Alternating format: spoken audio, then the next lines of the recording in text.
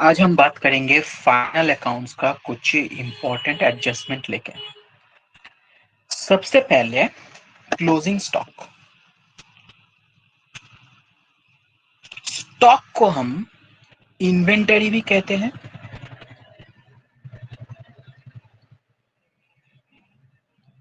Stock in trade भी कहते हैं, या सिंपली स्टॉक भी कहते हैं।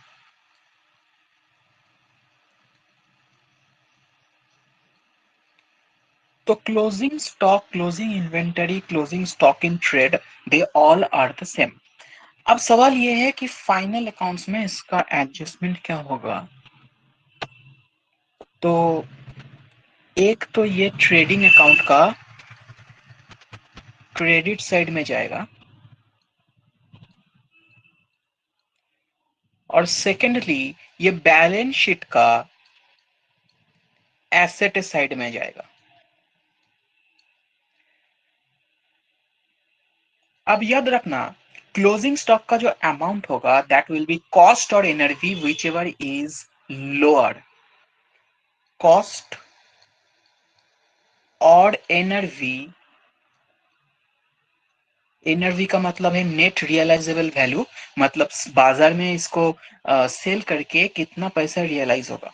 कॉस्ट और एनर्जी के बीच में जो लोअर होगा क्लोजिंग स्टॉक का वैल्यू वही होगा। जैसे कि मान low cost is 10,000, energy is 15,000, तो क्लोजिंग स्टॉक का वैल्यू होगा 10,000। 15,000 ऐसे में इमेटेरियल हो जाएगा, उसका कोई काम नहीं होगा क्वेश्चन में। Second case, cost is 15,000, energy मान लो 9,000। ऐसे में एनर्जी का वैल्यू, क्लोजिंग स्टॉक का वैल्यूएशन होगा 9,000 में।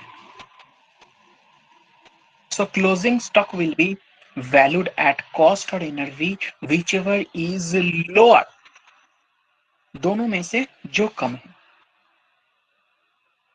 Coming to the next adjustment, goods withdrawn by the proprietor।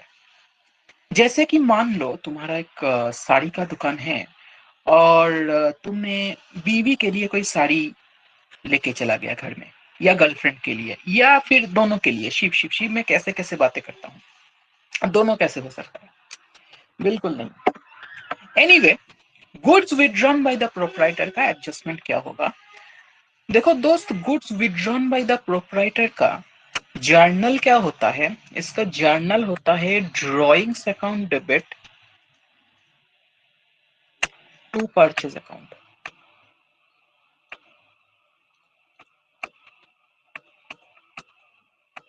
इसका मतलब एक इफेक्ट तो परचेस के ऊपर जाएगा और दूसरा इफेक्ट जाएगा ड्रॉइंग्स के ऊपर।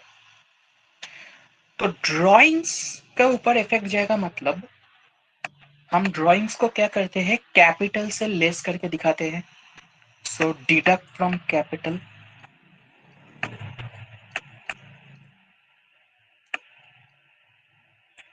और पार्चेस को क्रेडिट करने का मतलब है पार्चेस को कैंसिल करना, क्योंकि पार्चेस का नॉर्मली डेबिट बैलेंस होता है, और यही पार्चेस को हम क्रेडिट कर रहे हैं, मतलब पार्चेस को कम कर रहे हैं, कैंसिल कर रहे हैं। तो पार्चेस को क्रेडिट किया मीन्स पार्चेस से डिडक्ट होगा, डिडक्ट फ्रॉम परचेस। तो goods withdrawn by the proprietor, इसका दो इफेक्ट ये होगा, एक डिडक्ट फ्रॉम कैपिटल, दूसरा deduct from purchase. Third adjustment, outstanding expenses. Outstanding expenses का जर्नल क्या है? Expenses account debit to outstanding expenses. Outstanding expenses का मतलब वो एक्सपेंसेस होता है जो ड्यू हो गया लेकिन अभी पेमेंट हुआ नहीं, मतलब पेमेंट करने का डेट तो आ गया लेकिन पेमेंट अभी भी किया नहीं। अब हम लोग एक्रूअल बेसिस फॉलो करते हैं अकाउंट्स में। तो पेमेंट का डेट आ गया तो एक्सपेंस तो रिकॉर्ड करना ही पड़ेगा, तो मैं एक्सपेंस को डेबिट कर दिया। अब पेमेंट नहीं हुआ तो एक लायबिलिटी रिकॉर्ड हुआ, आउटस्टैंडिंग एक्सपेंसेस। अब फाइनल अकाउंट्स में क्या होगा? फाइनल अकाउंट्स में एक्सपेंस को हम पीएल डेबिट में दिखाएंगे और आउटस्टैंडिंग एक्सपेंस बैलेंस शीट का लायबिलिटी में चला जाएगा।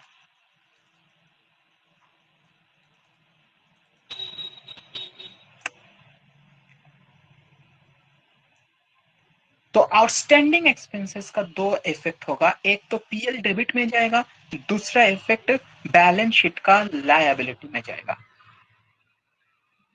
Next adjustment, prepaid expenses. Prepaid expenses याद रखना आउटस्टैंडिंग एक्सपेंस का एकदम उल्टा होता है। तो ये पीएल से लेस होगा। पीएल में जो एक्सपेंसेस बैठाया वहां से लेस करना है, deduct from expense in PL. और दूसरा है बैलेंस शीट का एसेट साइड में जाएगा। आउटस्टैंडिंग एक्सपेंस होता तो क्या करते हम लोग, पीएल का डेबिट में बैठाते और लायबिलिटी में बैठाते। प्रीपेड एक्सपेंस पीएल का डेबिट से लेस करेंगे और उसको हम एसेट में बैठाएंगे, बिल्कुल ऑपोजिट।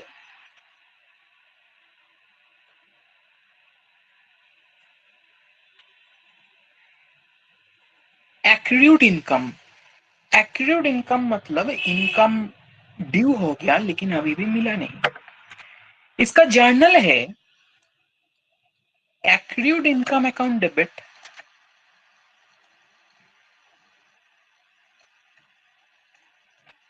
To income account. अब इनकम जो है वो पीएल में चला जाएगा क्रेडिट साइड में, और accrued income is an asset तो वो बैलेंस शीट का एसेट साइड में रिफ्लेक्ट करेगा। तो एक इफेक्ट तो होगा बैलेंस शीट का एसेट साइड में एक्रूड इनकम, और दूसरा पीएल का क्रेडिट में इनकम चला जाएगा।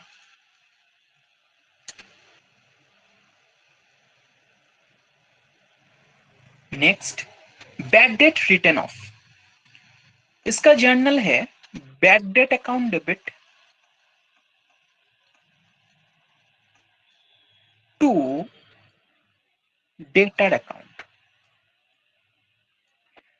बैड डेट एक एक्सपेंस है, ये पीएल में चला जाएगा, और डेटर को क्रेडिट करने का मतलब है डेटर को रिड्यूस करना, तो डेटर से लेस हो जाएगा। डेटर एक एसेट है, उसका डेबिट बैलेंस होता है, उसको क्रेडिट करने का मतलब है डेटर को रिड्यूस करना। तो एक इफेक्ट तो ये होगा बैड डेट बोल के पीएल का डेबिट में बैठेगा, और दूसरा इफेक्ट डेटर से डिडक्ट होगा।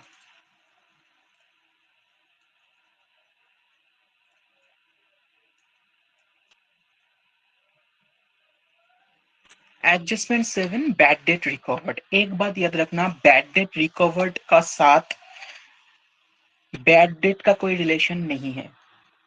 बैड डेट रिकवर्ड के साथ बैड डेट का कोई रिलेशन नहीं है, बैड डेट रिकवर्ड के साथ डेटर की कोई रिलेशन नहीं है।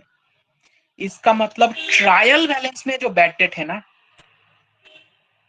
वो बैड डेट का साथ, bad debt in trial balance, trial balance में जो बैड डेट है ना, वो बैड डेट का साथ इसका कोई रिलेशन नहीं है, और ट्रायल बैलेंस में जो डेटर है उसके साथ इसका कोई रिलेशन नहीं है। तो बैड डेट रिकवर का जर्नल में ना तो बैड डेट आता है ना तो डेटर आता है। बैड डेट रिकवर का जर्नल होता है bank account debit to bad debt recovered account. Bad debt recovered एक इनकम है तो पीएल का क्रेडिट में चला जाएगा, और पैसा आ रहा है तो बैंक में ऐड हो जाएगा, वो पैसा बैंक में ऐड हो जाएगा। तो ये दो इफेक्ट होगा बैड डेट रिकवर का। अगेन डेटर के ऊपर और बैड डेट के ऊपर कोई इफेक्ट नहीं होगा।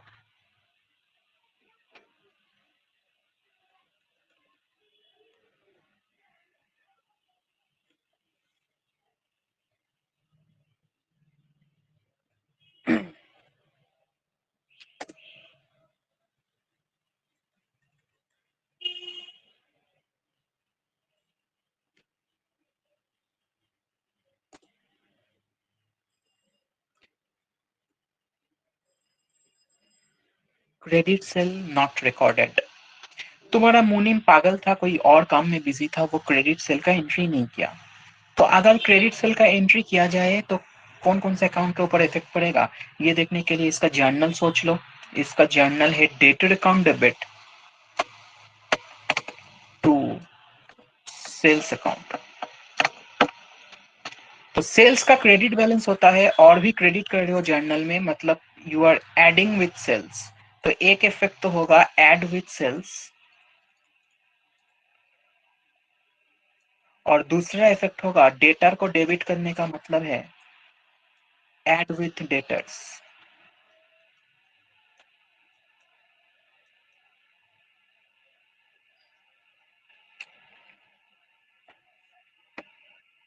Adjustment 9, goods distributed as free samples.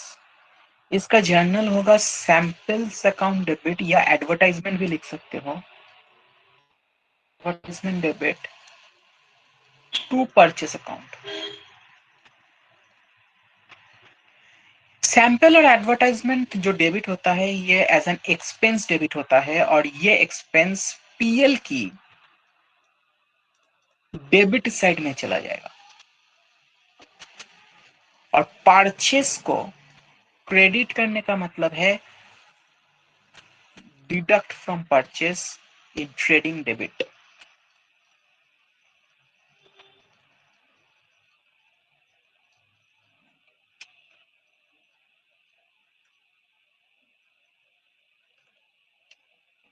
Coming to next adjustment, और आज की last adjustment, opening stock over valued by 10,000। Opening stock का जो वैल्यूएशन है वो ज्यादा वैल्यूएशन कर दिया तुमने।